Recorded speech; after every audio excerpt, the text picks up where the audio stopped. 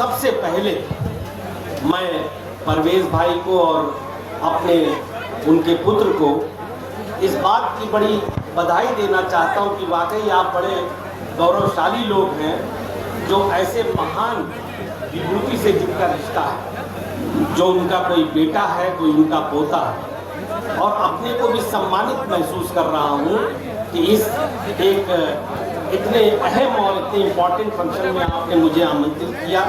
मैं आपका आभारी हूँ। किसी ने कहा है कि चले गए तो पुकारेगी हर सदा हम, न जाने कितनी जुबानों से हम बयां, चले गए तो पुकारेगी हर सदा हमको, न जाने कितनी जुबानों से हम बयां होंगे। उसी में से एक इस गाजीपुर की धरती में एक ऐसे सपूत को जन्म दिया था जिसने 65 की जंग में पाकिस्तान के खिलाफ वो अपनी बहादुरी का जो उन्होंने प्रदर्शन किया कि इतिहास उसको कभी भूल नहीं सकता। वो जमाना वो नहीं था कि बैठ के कंप्यूटर पे जंग लड़ी जाती थी। वो जमाना वो था कि जब सीना तान के सिपाही निकलते थे, सीने पे गोली खानी।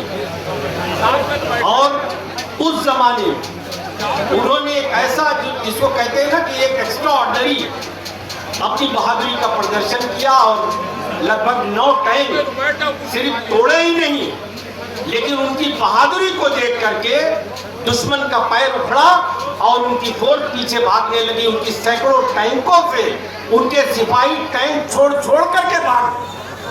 हम लोगों ने इसको बचपन में इतिहास में पढ़ा था। मेरे साथियों भी जब ये प्रोग्राम चल रहा था तो मैं बड़े गौर से देख रहा था और कुछ पल को बड़ा मैं सोच भी रहा था। उसमें बहुत बार एक गीत आया कि कर चले हम फिदा जा वतन साथियों, अब तुम्हारे हवाले वतन साथियों। 2-3 बात जरूर कहना चाहता हूँ, कहने को जी चाहता। बात अशफाकुल्ला खां साहब की भी आई। अशफाकुल्ला खां साहब कौन थे?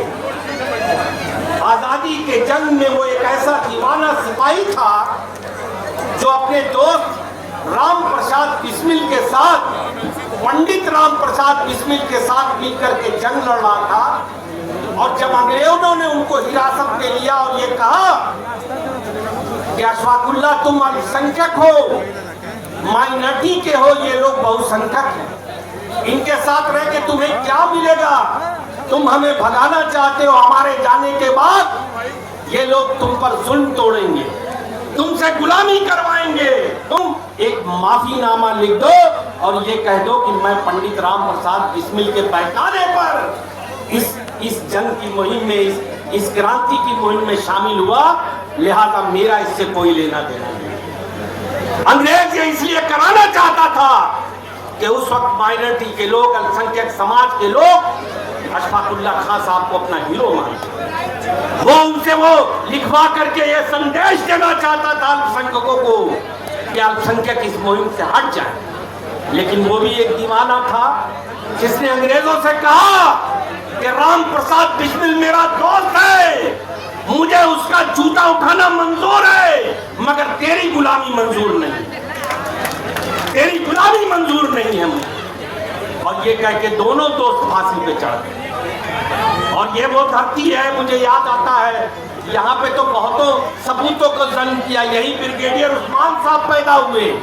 अगर आज हम उनका नाम न लें तो ये हमारी बदकिस्मती है, उनका तो कुछ नहीं था।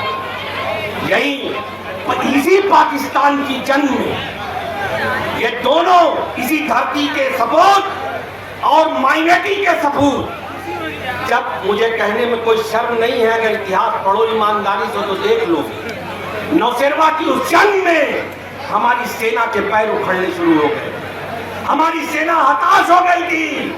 जब ब्रिगेडियर उस्मान ने मोर्चा संभाला और संगठित होकर हमला किया और उस पर जीत भी हासिल की, और उसी जंग के दौरान उनको गोली लगी और वो शहीद हो गए। और आज मुझे बदकिस्मती, मेरा मानना है कि ये बच्चा जो बैठा हुआ मन्नू अंसारी, दूर नजदीक से ये भी उसी वंशज, उसका वंशज है, उनका वंशज है। ऐसे लोगों की आज ईमानदारी नापी जाती है। आज हम अल्पसंख्यकों की ईमानदारी नापी जाती है इस देश में। जब आजादी के जंग में उसी आज कहा जाता है कि मौलाना तो आतंकवादी पैदा करते हैं, मदरसों में सिर्फ आतंकवादी पैदा होते हैं। अरे जो लोग आजादी के उस जंग को जानते हैं तो जाओ जाके देखो कि रेशमी रूमाल नाम की तहरीक क्या थी जो आजादी के जंग में उलमाओं ने चलाई थी, मौलाओं ने चलाई। और दिल्ली से लेकर लखनऊ तक, इलाहाबाद तक हर पेड़ पे कोई ऐसा पेड़ नहीं था जहां उलमाओं की लाशें टंगी हुई नहीं। तो मेरे भाइयों, मैं तो सिर्फ इतनी बात इसलिए कह रहा हूं और अब जा रहा हूं, ज्यादा समय नहीं लेता किसी का। लेकिन चूंकि वो गाना मुझे याद आया कि कल चले हम फिदा जा वतन साथियों, अब तुम्हारे लिए इस हवाले वतन साथियों। तो हमारे अजदादों ने तो अपनी जानें दी, चाहे वो कोई भी रहा, हर समाज के लोगों ने अपनी आजादी से लेकर के हर जंग में अपने अपने खून की बलि दिया, चाहे वो चंद्रशेखर आजाद रहे हो, चाहे कोई रहा। लेकिन आज हमारे कुछ, ये बात इसलिए कह रहा हूं कि बड़ी तादाद में हमारा बहुसंख्यक भाई बैठा है। आपका ये अल्पसंख्यक भाई एक सवाल छोड़ के आपके बीच में जा रहा है कि जब जब देश की सरहदों ने आवाज दिया, अल्पसंख्यक ने अपना सीना तान के खड़ा किया। और आज भी मैं कहता हूं, जिनका नाम लेकर अभी कह रहे थे कोई गाना चला रहा था, अरे मैं तो सीधा नाम लेता हूं पाकिस्तान।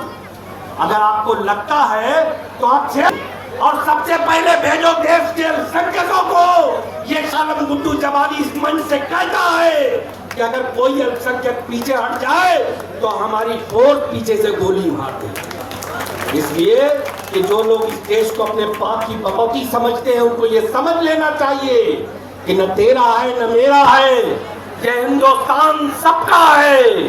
नहीं समझिए ये बात तो नुकसान सबका। मेरे भाइयों, ये सवाल मैं आपके बीच में छोड़ के जा रहा हूं। ये कौन लोग हैं जो हमारी ईमानदारी को जज करते हैं और आपके दिमाग में जहर डालते हैं सिर्फ सत्ता के लिए? वो चाहते हैं कि हम ईमानदारी से चुनाव नहीं जीत सकते तो वोट चोरी करते हैं। मशीनों में अब तो सारी दुनिया ने जान लिया कि ये वोट चोरी करके सत्ता चलाते हैं और कुछ नहीं मिलता तो सिर्फ मजहब का व्यापार करते हैं, खून का कारोबार करते हैं, भाइयों को भाइयों से लड़ाते हैं। इसलिए मेरे भाइयों, मैं राजनीतिक भाषण नहीं कर रहा हूं, मैं भी देश का एक जिम्मेदार नागरिक हूं। इसलिए मेरा फर्ज है कि मैं अपने समाज के और समाज के हर तबकों को ये कहूं कि जागो, जागो और उसे याद करो जो हमारे पुरखों ने हमसे कहा था कि हम तो जा रहे हैं, अब ये देश तुम्हारे हवाले। इसी के साथ मैं अपने भाइयों को और शहीद वीर अब्दुल हमीद जी को हाथ जोड़ करके सर झुमा के अपनी श्रद्धांजलि देता हूँ और सबको धन्यवाद।